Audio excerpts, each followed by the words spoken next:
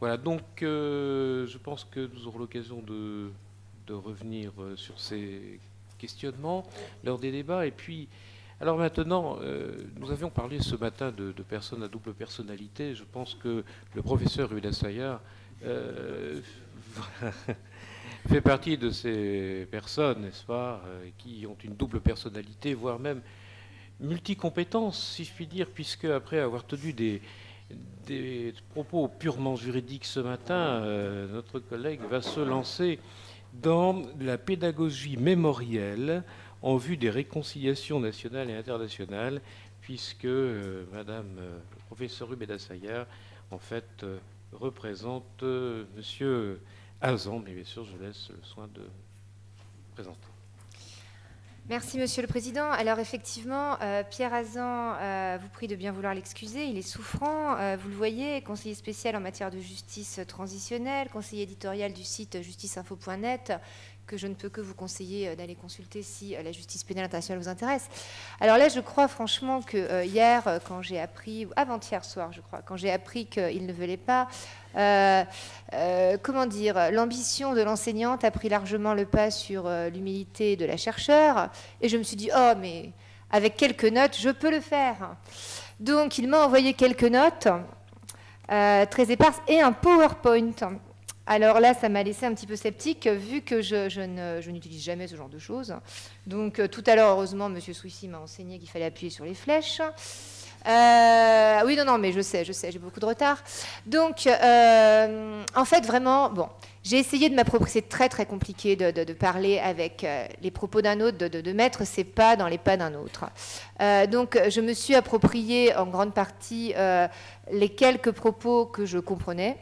Et à vrai dire, pour démentir les propos de Patrick, j'ai quand même tiré ça vers le droit parce que voilà, chacun son métier. Mais je vais quand même essayer, grâce au PowerPoint, au moins vous verrez ce qu'on entend par pédagogie mémorielle. L'idée, quand j'ai introduit le thème, était de s'interroger sur la manière dont l'État, la société civile, les victimes, et aussi, on l'a vu, les descendants des bourreaux qui souhaitent se réapproprier leur passé, voilà. Comment toutes ces entités allaient se réconcilier avec l'histoire passée, dans l'idée de se projeter dans l'avenir, bien sûr. Et j'avais envie que Pierre Azan nous parle de la dichotomie entre le droit à la mémoire, qui est reconnu depuis les années 90, et reconnu, consacré dans un certain nombre de textes juridiques, j'y viendrai rapidement, et à l'inverse, l'oubli, le droit à l'oubli, qui a longtemps caractérisé les sociétés humaines, confrontées à des crimes, alors qui ne s'appelaient pas à l'époque crimes de masse, mais qui étaient quand même des crimes d'une certaine ampleur. Et donc voilà comment je vais présenter les choses très rapidement, en 3 temps, encore une fois, dans cette espèce d'ambivalence, droit à la mémoire, droit à l'oubli, opposition, conciliation, complémentarité. Comment est-ce que tout ça s'organise aujourd'hui ? Tout d'abord, nous verrons que la mémoire a longtemps été dangereuse. Nous verrons que dans un deuxième temps historique, à partir de 1945 notamment, la mémoire a été considérée comme sacrée. Et nous verrons que depuis quelques dizaines d'années, pas nombreuses, depuis je dirais une trentaine d'années, la mémoire aujourd'hui est exprimée, et notamment exprimée dans l'espace public. Et c'est là que le PowerPoint me servira. Mais pour l'instant, je laisse le PowerPoint de côté et je fais du droit. Alors, la mémoire sacrée, la mémoire dangereuse, la mémoire est d'abord dangereuse. Quand on se reporte dans la société antique athénienne, la mémoire est dangereuse parce que la mémoire qui se traduirait par le contentieux, par le procès, est vue comme une manière de raviver les souffrances, d'ouvrir à nouveau les plaies pour la cité. Et donc, c'est antinomique avec la reconstruction de la cité. Donc, pendant longtemps, il n'y aura pas de devoir de mémoire, il y aura même plutôt un devoir d'oubli. Et quand je dis longtemps, ça va jusqu'à l'édit de Nantes, puisque dans l'édit de Nantes, 1598, article 1er, je vous le lis. Premièrement, nous décidons que la mémoire de toutes choses passées d'une part et d'autre, depuis le commencement du mois de mars 1585 jusqu'à notre avènement à la couronne, demeurera éteinte et assoupie comme de choses non advenues.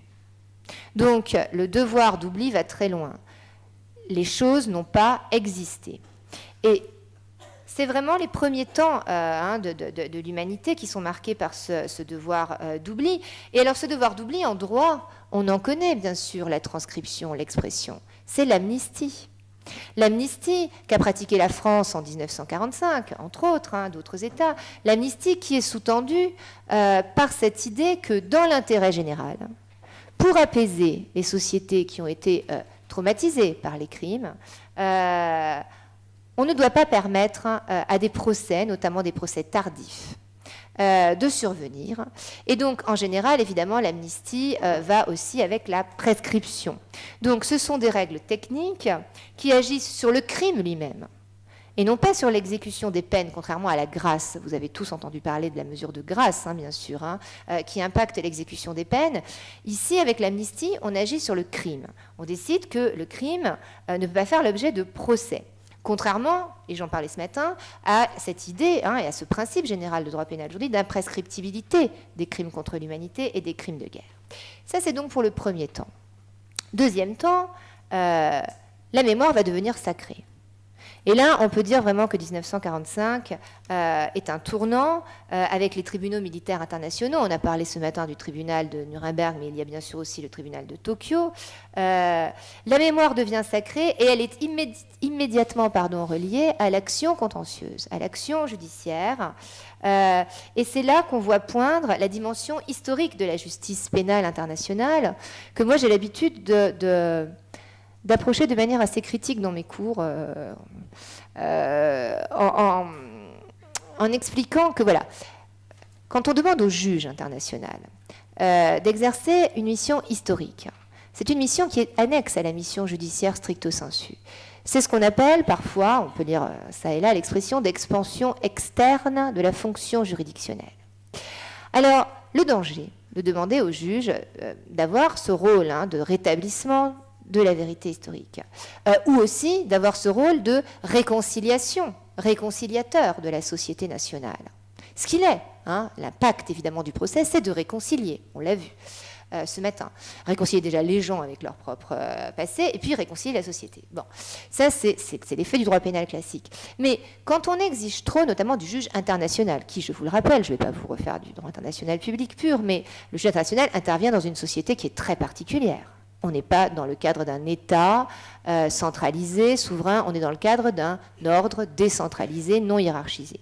Donc quand on demande au juge international d'exercer une mission de justice qui aurait pour corollaire la vérité historique et la réconciliation nationale, quel est le risque ? Eh bien le risque, c'est d'attendre trop de lui. Et le risque, c'est que s'il échoue sur ces volets additionnels, à l'exercice du rôle judiciaire, eh bien s'il échoue, on va le juger sur ses échecs. Moi je dis souvent à mes étudiants, le rôle premier du juge, c'est de bien juger. C'est-à-dire d'appliquer la loi ou d'appliquer le statut de Rome, si on se met au plan international, et de dégager en toute indépendance, d'établir les responsabilités, ou non d'ailleurs, ou l'absence de responsabilité. Si l'impact, l'incidence de ce rôle judiciaire a pour effet une meilleure réconciliation nationale, une affirmation, un établissement de la vérité historique, tant mieux. Mais on ne peut pas demander au juge d'être le premier responsable de la réconciliation nationale. Et c'est ce qu'on a vu notamment, c'est des critiques qu'on a vu poindre à l'encontre du tribunal pour l'ex-Yougoslavie, en expliquant que le tribunal pour l'ex-Yougoslavie, qui a quand même fait un travail remarquable, sans lequel les règles de procédure pénale internationale n'existeraient pas telles qu'elles existent aujourd'hui en tout cas. Ce tribunal qui a fait un travail remarquable a pu être critiqué et continue d'être critiqué par rapport à son incapacité à réconcilier durablement les différentes composantes de l'ex-Yougoslavie. Or, est-ce que c'est son job premier ? Pas forcément. Si on change de perspective, on devrait s'apercevoir quand même que les premiers à qui incombe la réconciliation nationale, ce sont les hommes politiques locaux. C'est aux dirigeants locaux d'abord de faire leur job. C'est à eux de tenir le lien démocratique ou de le restaurer. Et ça, le professeur Kellin en parlera tout à l'heure, donc je n'empiète pas. Donc, voilà, la question de la dimension historique de la justice, elle est très très complexe. Et il faut faire très attention à ne pas trop exiger du juge, il me semble. En tout cas, à partir de Nuremberg, on décide que la justice pénale internationale a une dimension historique et que cette dimension historique est couplée avec un devoir de mémoire. Et j'en viens donc, et alors là, c'est là que j'utilise la chose technique. Voilà, reportage photo, c'est ça. J'en viens donc à la manière dont finalement ce devoir de mémoire va s'exprimer dans l'espace public. Alors, il faut appuyer sur les flèches. Voilà, donc ça, c'était le premier slide, je suppose qu'on dit comme ça, où voilà, M. Hazan nous expliquait qui, en fait, quelles institutions peuvent participer à la pédagogie mémorielle. Vous avez vu, j'ai beaucoup parlé, bien sûr, de la justice pénale internationale, chacun sa spécialité, mais évidemment, les cours régionales des droits de l'homme, les commissions vérité et réconciliation, comme celle qui a existé en Afrique du Sud, les commissions d'enquête internationales, je pense à celle qui a été créée pour la Syrie, ou les commissions d'enquête nationales, bien sûr, toutes ces institutions ont un rôle à jouer dans la pédagogie mémorielle. Alors, j'appuie, voilà. Donc, et c'est là que je viens donc vraiment à mon troisième point que je me suis approprié, à savoir, voilà celle, à savoir que comment fait-on pour s'approprier l'espace public ? Tout d'abord,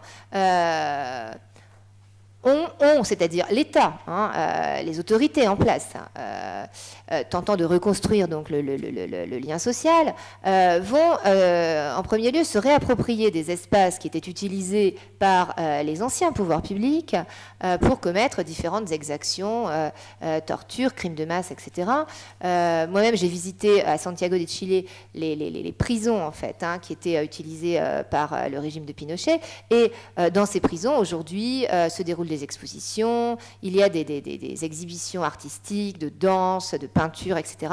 Donc, c'est une façon pour la population chilienne de se réapproprier des lieux où tant de Chiliens ont souffert. Ensuite, deuxième chose, comment je fais ? Est-ce que je dois... Parce que le problème de son truc, c'est qu'il ne met pas les photos en même temps. Voilà, non, alors attendez, je ne vais peut-être pas faire ça comme ça. Attendez, comment ça marche ? Voilà, je vais faire ça comme ça. La gestion de l'art totalitaire, bon, c'est ce qu'il appelle comme ça. En gros, que fait-on du passé, des monuments passés ? Qu'en fait-on ? Parce qu'il y a, premier aspect, donc on se réapproprie les lieux de souffrance, les lieux de torture, etc. Deuxième aspect, que fait-on des statues érigées en l'honneur de tel dictateur ou des bâtiments staliniens ? C'est l'adjectif qu'on utilise souvent pour désigner les choses bien les bien écrasantes. Qu'en fait-on ? Alors, soit on les laisse dans l'espace public telles qu'elles sont là, soit on les transforme en mémoriaux, en lieux de mémoire, soit on les détruit. Ne me demandez pas ce que c'est, mais ça on le voit, voilà, c'est marqué, la statue de Cécile Rhodes, voilà. Donc on les détruit, on les transforme, cour constitutionnelle en Afrique du Sud. On en fait des musées, voilà. Je suis vraiment pas à l'aise avec ce truc. Les musées, et qu'est-ce que je voulais dire, moi, du coup ? Oui, voilà. Donc, alors attendez, bon, tout ça, voilà, sont des photos. Vous voyez que la réappropriation des lieux de souffrance, tout comme la transformation de ces lieux ou la construction de nouveaux mémoriaux, en général, sont des initiatives de l'État, bien sûr. Les pouvoirs publics sont à même de transformer ces lieux publics. Mais en revanche, ce qu'on voit poindre de plus en plus depuis une quarantaine d'années, c'est Pierre Hazan qui le dit, ça n'est pas moi, je n'ai pas fait d'études sur la question, ce sont des initiatives spontanées d'artistes, de la société civile. Et là, je pense, et je vais gentiment passer l'idée dans la salle, et je regarde le docteur Oppenheim, parce que moi, ce qui m'a toujours... bah oui, on fait comme on peut. Parce que moi, ce qui m'a toujours interpellée, non ça, je ne veux pas le montrer, bon, on va faire ça. Ce qui m'a toujours interpellée, c'est le temps de latence, à vrai dire, que la société civile marque dans la réappropriation au niveau de ces arts, que ce soit littérature, cinématographie, peinture, etc., le temps de latence qui existe entre la commission des crimes de masse et ce travail de mémoire. Et là, je parle au plan personnel. Par exemple, en Espagne, on n'est pas dans les crimes de masse, mais on est quand même dans des crimes assez lourds déjà. En Espagne, la réflexion en littérature, alors ça a commencé, j'en parlais justement pendant le déjeuner, pendant la Movida, mais réflexion vraiment en littérature, dans le cinéma, je ne sais pas, ça doit dater de quoi? D'une quinzaine d'années? Un peu plus, vingtaine. En tout cas, voilà, ça a mis énormément de temps. En France aussi, on a vu qu'il y avait un certain délai par rapport, évidemment, à la période d'occupation et de collaboration. Donc voilà, ça c'est quelque chose que j'aimerais bien voir éclairé par les propos du psychanalyste et psychiatre, parce que je me demande, voilà, s'il y a quelque chose qui a trait avec un phénomène, une mécanique sociale, ou si c'est quelque chose de plus personnel, c'est-à-dire les artistes eux-mêmes mettent un temps à se réapproprier ce passé douloureux. Voilà tout ce que je peux vous dire. Alors, non, j'ai pas fini. Attendez, il m'a mis une conclusion. Alors, la conclusion, c'était le développement du tourisme noir. Je ne connaissais pas l'expression, mais cela dit, je vois bien ce dont il parle. Le tourisme noir, c'est cette idée que aujourd'hui, on va visiter des mémoriaux, des lieux de souffrance, que ce soit le temple encore au Cambodge, que ce soit évidemment le World Trade Center. Voilà, c'est un lieu de passage obligé des tours opérateurs. Ça se visite comme n'importe quel autre monument. C'est peut-être aussi une façon pour la communauté internationale. Il est toujours de bon ton de parler de la solidarité internationale. Pour la communauté internationale, d'apprendre aussi à s'approprier des atrocités de masse qui finalement concernent toute l'humanité et pas seulement, bien sûr, les populations civiles qui en sont les victimes directes. Voilà, je vous remercie. Désolée pour le côté très improvisé de cette communication.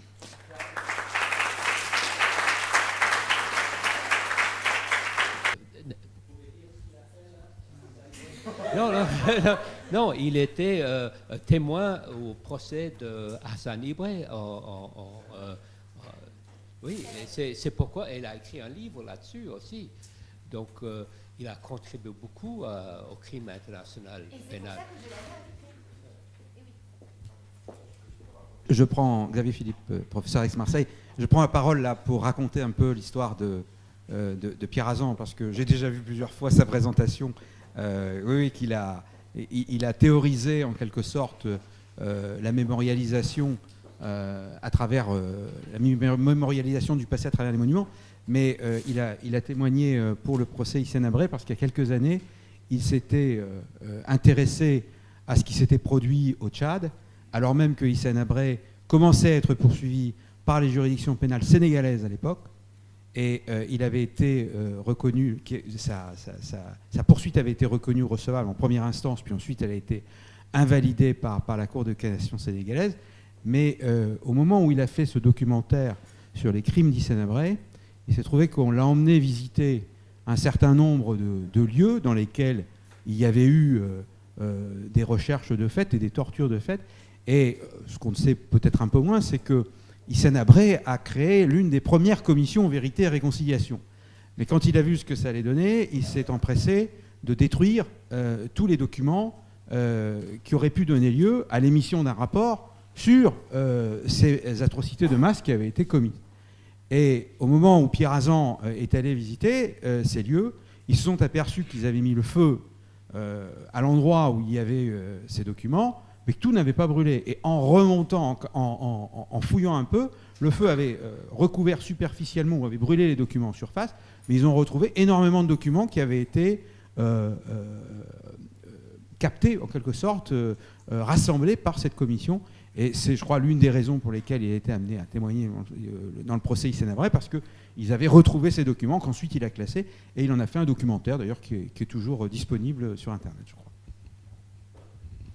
Voilà, donc après cette présentation de notre collègue, dont vous avez pu apprécier par ailleurs les compétences informatiques et la maîtrise du PowerPoint et des diapositives, je vous propose maintenant de pouvoir échanger avec les intervenants de cette première partie de cette deuxième demi-journée.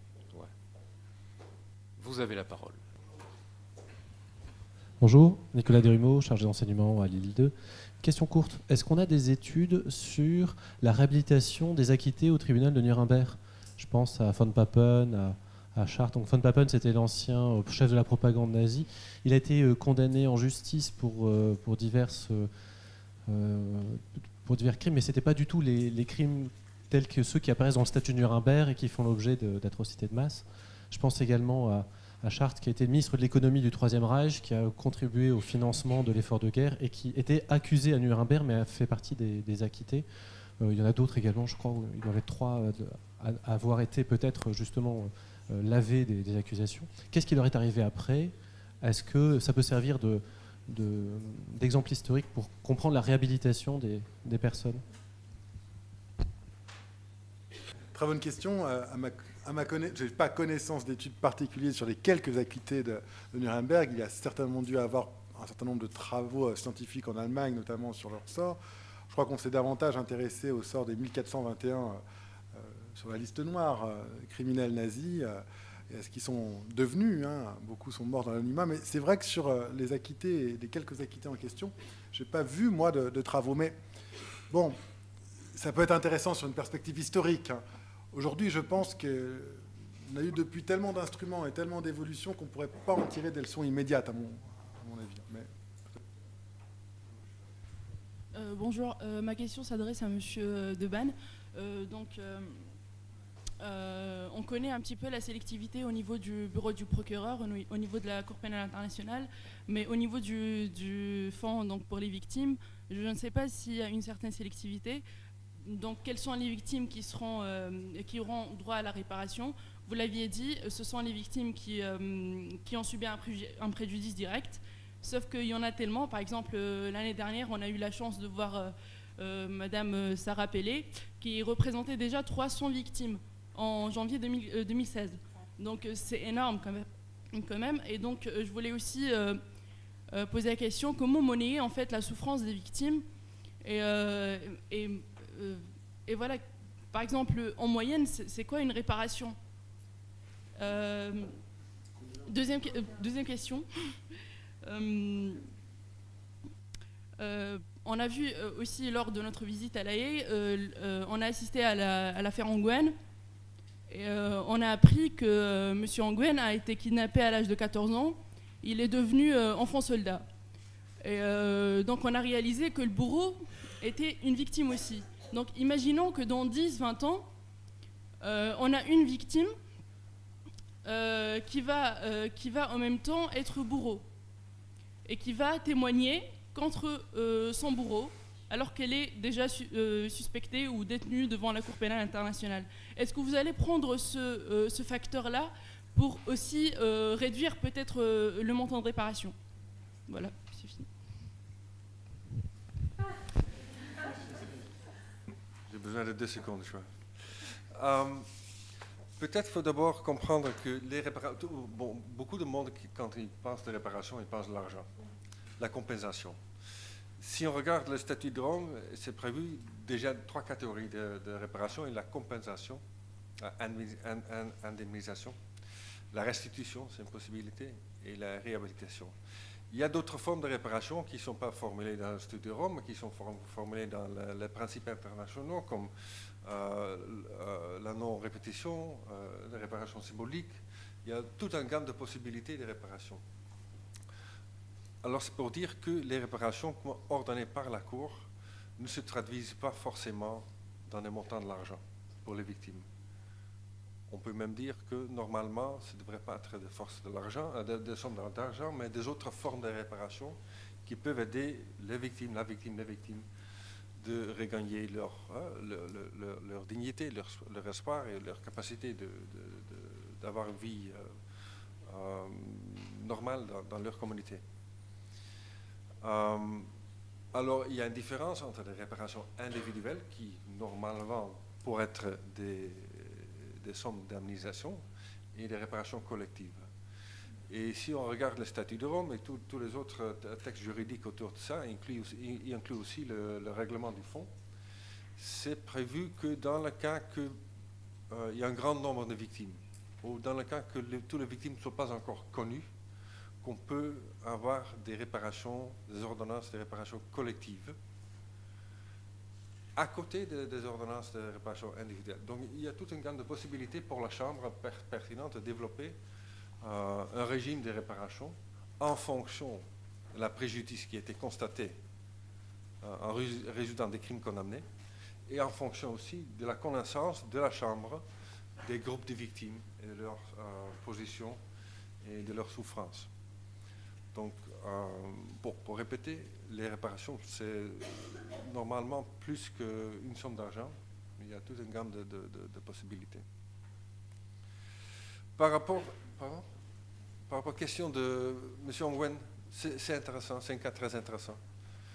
Et c'est un peu l'inverse de la situation des victimes que je viens de décrire aussi dans le cas de Lumbanga, qui sont des ex-enfants soldats, donc qui sont traités des victimes, mais qui ne sont pas aperçus, qui ne sont pas regardés comme des victimes dans leur communauté. Ils sont regardés comme des héros, ils sont regardés comme des bourreaux, pas forcément comme des victimes. Dans le cas de M. Ongwen, il a été recruté comme enfant soldat, mais il a continué progresser, si on ose dire le mot, vers une situation dont il était présumé coupable de crimes très, très, très sérieux. Et bon, c'est une question pour la Cour, pas pour le fond, c'est une question plutôt pour la Cour. Comment est-ce qu'on va traiter ça? Je suis sûr que la défense va utiliser cet argument pour avoir une peine s'il y a une condamnation qui est mitigée. Alors, mais c'est dans le futur. D'abord, il y a toute une procédure à suivre avec aussi la participation des témoins, des victimes, des experts. C'est très compliqué. La situation dans le nord de l'Ouganda était très compliquée. Au niveau communal, au niveau du rôle du gouvernement, on n'en parle pas, mais il était là. Au niveau du rôle des personnes qui sont maintenant prises, mais il y a des autres personnes qui sont encore libres, M. Colli. Comment est-ce qu'on va traiter ça? Alors, il y a toute une complexité de situations qui devrait être gérée par la Cour, d'abord. Et puis après, s'il suit une condamnation, c'est le rôle du Fonds pour les victimes, qui opère déjà depuis 8 ans dans le nord de l'Ouganda. On connaît très bien la situation sur le terrain. On travaille avec plus de 200 victimes là-bas, avec les communautés, avec le gouvernement local. Donc, du moment qu'il y a une condamnation, une ordonnance de réparation, c'est le rôle du Fonds pour les victimes de développer un projet de plan de mise en œuvre pour les ordonnances dans un processus de consultation avec les victimes, de consultation avec les communautés, consultation aussi avec le gouvernement. Qu'est-ce qu'on peut faire? Qu'est-ce qu'on peut laisser au gouvernement? Parce que le gouvernement ne peut pas être ordonné dans la mise en œuvre de réparation, mais le gouvernement peut jouer un rôle constructif pour créer une situation dans laquelle les réparations soient conçues et mises en place d'une façon crédible et tangible pour les victimes. Oui, j'ai 2 points. La première est, est-ce que le droit international pénal n'est pas devenu raciste après Nuremberg? Nuremberg était tout blanc. Le TPI ne fait que les Africains. Il n'y a jamais un blanc accusé à La Haye. Et le deuxième point, pourquoi est-ce que le TPI est encore une fois à La Haye? Pourquoi pas un autre endroit? Pourquoi est-ce que tout le droit international pénal se trouve à La Haye? Oui, non, mais je pose la question. Depuis ce matin, on parle d'Afrique. Julien parle d'Afrique, mais il n'y a jamais un blanc devant la Cour. So far. Bon, Nuremberg, justice de blanc, CPI, justice de noir. Le point commun, c'est que c'est une justice des forts. Ça, c'est une évidence jusqu'à présent. Hein. Mais je rappellerai quand même qu'il y a une situation sous enquête maintenant qui concerne la Géorgie, que l'Ukraine est sous examen préliminaire, que l'Afghanistan est sous examen préliminaire, et qu'il n'est pas exclu qu'à l'avenir, il y ait des accusés qui soient blancs. Il y en a eu déjà devant le TPY, par évidence, mais même devant la Cour, ça n'est pas du tout exclu, c'est même probable. N'oublions pas une chose quand même. Hein. On parle d'un phénomène qui est extrêmement jeune. Voilà. La vraie justice pénale internationale, celle qui est née en 93, en 94, les nouvelles générations, ça n'a pas 30 ans, ça a pratiquement votre âge. La CPI, elle a 15 ans. Pas le mien non plus. Mais, la CPI, elle a 15 ans et la Cour internationale de justice ou la Cour européenne des droits de l'homme, lors de leurs premières années, on se posait aussi un grand nombre de questions sur sur leur bilan, on en faisait déjà le procès. Ne commettons pas la même faute avec la CPI. Il faut être un petit peu patient, critique, mais patient en même temps sur le phénomène. Sur La Haye, alors, deux choses. D'autres villes ont été candidates. Lyon, par exemple, qu'on connaît bien tous les deux, a été une ville candidate. Je ne suis pas certain que la France a eu à un moment donné envie de pousser cette candidature. Donc il fallait aussi, c'est pas évident pour les Pays-Bas, ils commencent à le mesurer aujourd'hui, d'être l'état siège de la CPI. Ça leur cause un certain nombre de difficultés. Ensuite, c'est vrai que La Haye a été choisie pour faire un certain nombre d'économies d'échelle. Il y avait déjà un certain nombre d'expériences, de passerelles entre les différentes juridictions. Mais il faut quand même rappeler ici de nouveau que la CPI a la possibilité de se déplacer sur place, que ça a été envisagé très sérieusement dans quelques affaires et que rien n'exclut à l'avenir que la CPI puisse se délocaliser momentanément, ça peut être utile, pour une affaire en particulier en Afrique ou en Géorgie ou ailleurs, on verra. Est-ce que je peux ajouter quelque chose? Non, mais c'est vrai que la Cour est à La Haye, mais c'est aussi vrai que la Cour a 10 bureaux sur le terrain dans les différents pays.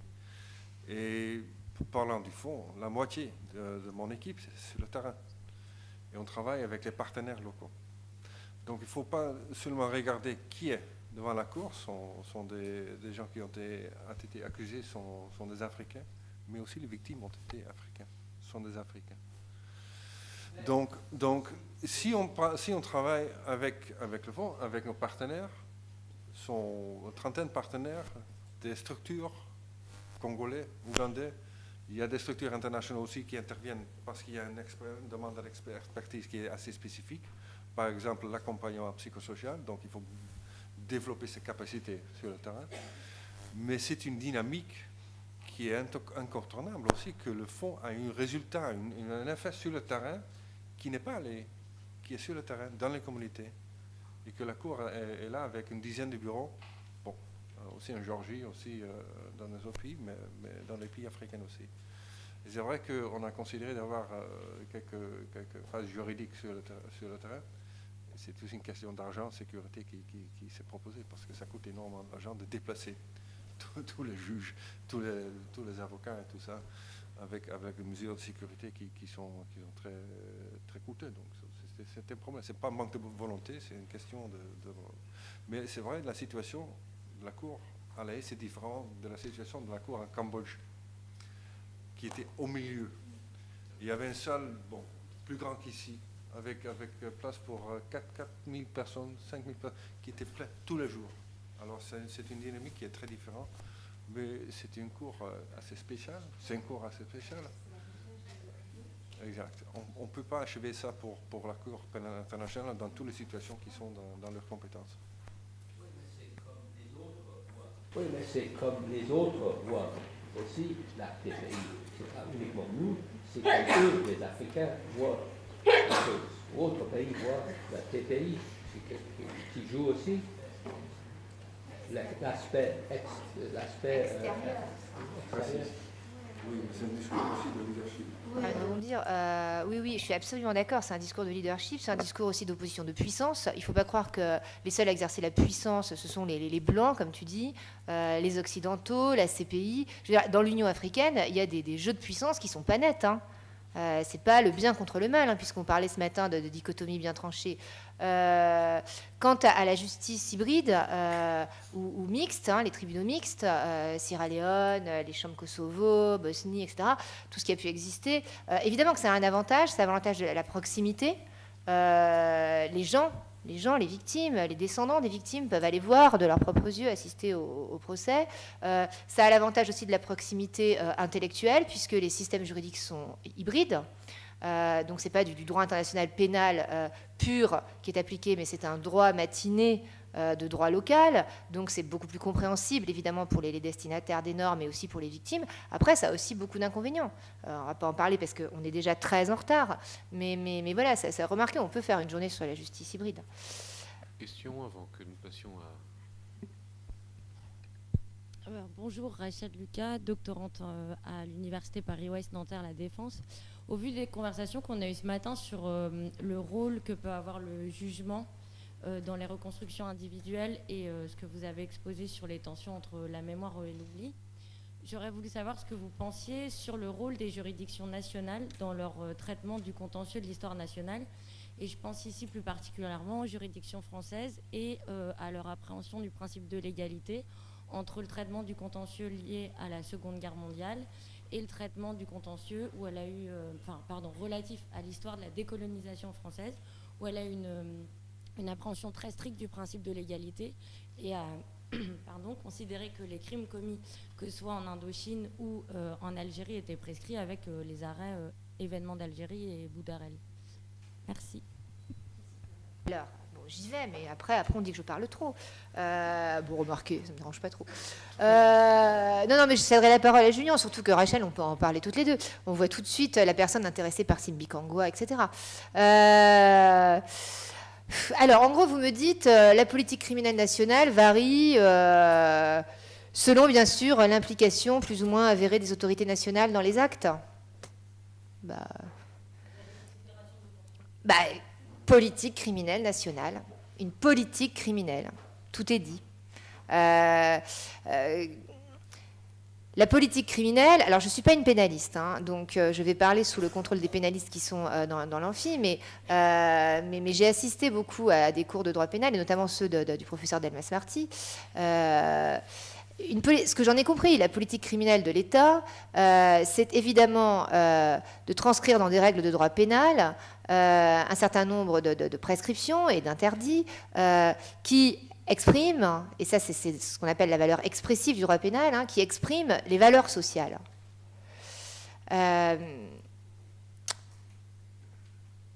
Alors, il y a des valeurs sociales positives, hein, on va dire. Hein, par exemple, dans la compétence universelle, hein, il y a clairement une valeur sans doute d'altruisme, de prise de conscience de l'appartenance de l'État à une communauté plus vaste. C'est ce que Claude Lombois appelait la compassion territoriale. Comment avoir de la compassion pour les crimes commis sur d'autres territoires que le sien. Et donc ça, c'est la compétence universelle. Et puis après, évidemment, il y a des facteurs qui sont peut-être moins nobles et qui pèsent dans la définition de la politique criminelle nationale. Je pourrais pas aller plus loin sur ce terrain, si ce n'est que de dire que l'internationaliste que je suis n'est pas choqué par l'idée que, dans la définition d'une politique, on prenne en compte son impact sur le maintien de la pacification des relations sociales. Tous ceux qui m'ont subi ici savent que pour moi, le droit international public, son objectif principal, si ce n'est de plus en plus exclusif, c'est le maintien de la paix et qu'il a déjà bien à faire avec ça. Et donc je me demande si finalement, pour la politique criminelle, c'est pas un peu la même chose quand même. Hein. Mais là, pour le coup, je fais de l'extrapolation. Voilà, je ne suis pas pénaliste. Est-ce que Julien, tu veux rebondir sur la définition de la politique criminelle, etc. Entièrement d'accord avec toi. Non, j'ajoute qu'il ne faut pas oublier que ces crimes de masse sont avant tout des crimes de pouvoir. Et attention, les juridictions nationales se heurtent souvent aux mêmes difficultés que connaissent les juridictions internationales. Le manque de coopération, le manque de volonté des autorités concernées, des logiques d'opportunité. Et on observe même parfois des regards croisés qui en disent long sur la volonté des États de poursuivre leurs propres crimes. Par exemple, il y a des juridictions espagnoles qui s'intéressent aux crimes de disparition forcée en Argentine. Et nous avons aujourd'hui des juridictions argentines qui s'intéressent aux crimes du franquisme. Mais les juridictions espagnoles ne s'intéressent pas aux crimes du franquisme, et les juridictions argentines sont intéressées si peu aux crimes de disparition forcée et à la dictature militaire. Voilà. Alors, est-ce que le développement des pôles spécialisés comme le pôle TGI de Paris va amener une réponse? On verra. On verra. Mais ces logiques d'opportunité, elles existent sur le plan international et elles existent aussi sur le plan national. C'est une évidence. Personnellement, j'ai une question qui va un peu sortir des sentiers battus, parce que ce ne sera pas dans le juridique, et je demande à tous les intervenants s'ils peuvent me répondre, mais c'est une question qui irait plutôt à Madame Sagard, puisque c'est le thème la pédagogie mémorielle en vue des réconciliations nationales et internationales qui me l'évoque. On oublie quelque chose, c'est que la Seconde Guerre mondiale et l'ascension d'Hitler n'a pas été faite n'importe comment. Elle a été faite aussi à cause de pressions économiques qui ont été faites par le traité de Versailles. À l'heure actuelle, on le sait tous, la dimension économique et les dérives qu'il y a actuellement au plan international est aussi, je pense, je me trompe peut-être, mais un grand motif de désadhésion du projet international. Donc voilà ma question que j'ai formulée pour faire court. Face aux dérives de ce qu'on pourrait que certains qualifier de la mondialisation en termes économiques, et aux tendances au repli identitaire des masses. Parce qu'on voit de plus en plus, on l'a vu en Grèce, Aube dorée, en France on le voit aussi, on est tous touchés par cela. Quels moyens adopter et quels moyens sont à notre disposition pour faire revivre l'adhésion des masses à un projet international?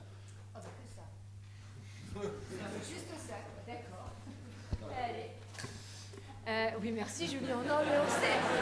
Vous avez vu comme il me refile le bébé tout le temps? Non, mais c'est scandaleux, faut plus l'inviter. Hein. Non, j'ai pas 2 heures, non, j'ai ça, mais j'ai même pas 2 minutes, parce que je voudrais après passer la parole au docteur Oppenheim, et puis ensuite, surtout, inviter les prochains intervenants. N'oubliez pas que nous avons des Parisiens, voire des Londoniens, qui reprennent un train. Non, cher monsieur, là, on va loin. Alors, si j'ai compris la question, il y aurait un désaveu. Remarquez, j'ai lu ce matin, là, Bruxelles qui veut pas, à qui l'Union européenne a intimé l'ordre enfin, intimé, c'est peut-être un peu fort, mais en tout cas, bon, a conseillé vivement de ratifier l'accord de libre-échange. Donc oui, il y aurait un désaveu de certaines élites nationales ou de la société civile par rapport au projet économique global issu de la mondialisation. C'est ça l'idée, pour l'instant. Et... alors déjà, quel lien vous faites entre ça et... Alors j'ai compris le traité de Versailles, mais quel lien vous faites entre ce désaveu par rapport au monde économique et le droit international pénal? C'est ça que j'ai du mal à comprendre. Vous me demandez en fait si le droit international pénal pourrait jouer un projet... Le droit international pénal, quels moyens a le droit international pour pouvoir agir efficacement pour remédier à cela? Parce que finalement, le droit pénal est là pour agir après. Mais on peut aussi agir aussi a priori en évitant les... Attendez. Je pense qu'en fait, votre question... plus que cette histoire de pression économique, etc., auquel moi je ne connais pas spécialement, enfin, je ne suis pas du tout une spécialiste de droit international de l'économie, mais votre question c'est plus en gros comment prévenir en fait. Comment prévenir les dérives éventuellement totalitaires, extrémistes, vous avez parlé d'Aube dorée, c'est ça, comment les prévenir et éviter que ça débouche sur éventuellement des crimes. En droit international, on a des règles. On vous l'a dit ce matin, on a des interdits fondateurs. J'ai parlé tout à l'heure de la valeur expressive du droit pénal. Elle est réelle en droit interne, elle est réelle en droit international. Maintenant, le droit international lui-même, il ne peut rien faire. Le droit international, il est la créature des États. Le droit international, vous le savez, sa pierre angulaire, c'est quand même la non-ingérence. Enfin, 2 de ces pierres angulaires, hein. Non-intervention, non-ingérence. Que voulez-vous qu'on fasse au nom du droit international contre les mouvements totalitaires qui naissent du processus démocratique? Ça serait de l'ingérence. Alors on le fait un peu, c'est ce qu'on appelle la conditionnalité politique. Mais là on s'éloigne beaucoup du sujet. Donc voilà, la conditionnalité politique, elle est mise en œuvre dans tout un tas de cercles, le Fonds monétaire international notamment, mais aussi l'Union européenne au nom de la défense des droits de l'homme justement, hein, et de certaines valeurs sociales. Après, est-ce que la conditionnalité politique, elle permet de soutenir un projet politique mondial? Je ne crois pas, non. Hein, on est d'accord. Bon. Docteur, on vous cède la parole, hein, et puis ensuite on appelle les intervenants. C'est gentil à votre demande, d'ailleurs. C'est quelques remarques improvisées sur les questions de la mémoire. Donc, différencier le devoir de mémoire et le travail de mémoire. Bon. Deuxièmement, différencier la mémoire officielle de la mémoire individuelle, familiale, locale, etc. Bon. Différencier la mémoire intellectuelle, ce qu'on a dit ce matin, d'une mémoire qui se réapproprie l'événement. Et c'est valable pour l'individu, mais c'est valable aussi pour la communauté, pour le pays, etc. De ce point de vue-là, par rapport à ce que le professeur Fernandez a dit, on peut penser que si un pays n'est pas capable d'accueillir authentiquement les bourreaux et les victimes, il ne peut pas véritablement faire ce travail de mémoire. Bon.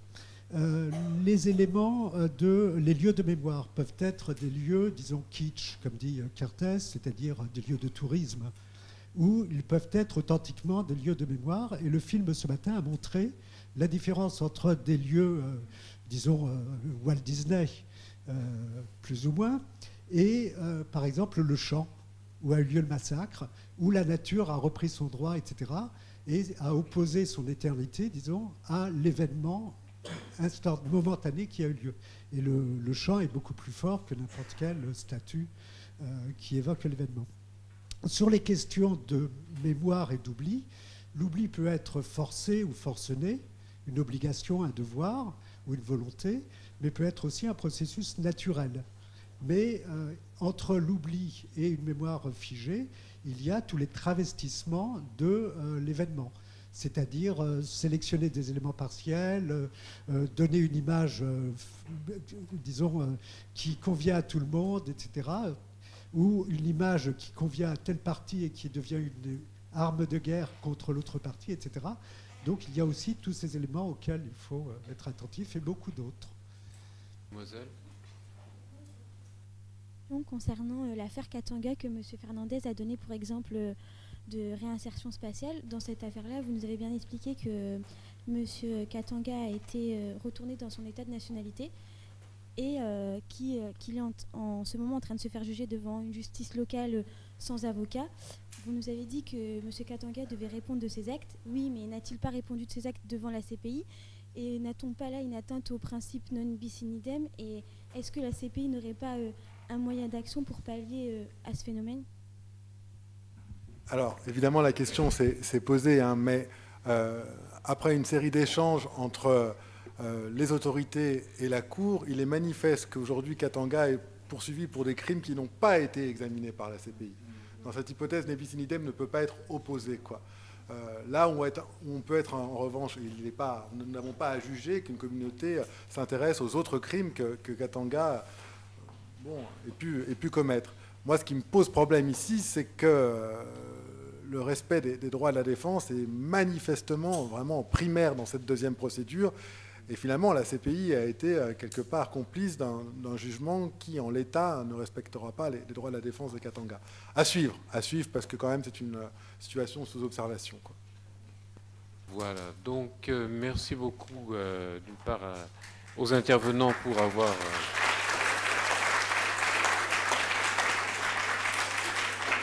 présenté leur communication. Et donc, je convie à cette table donc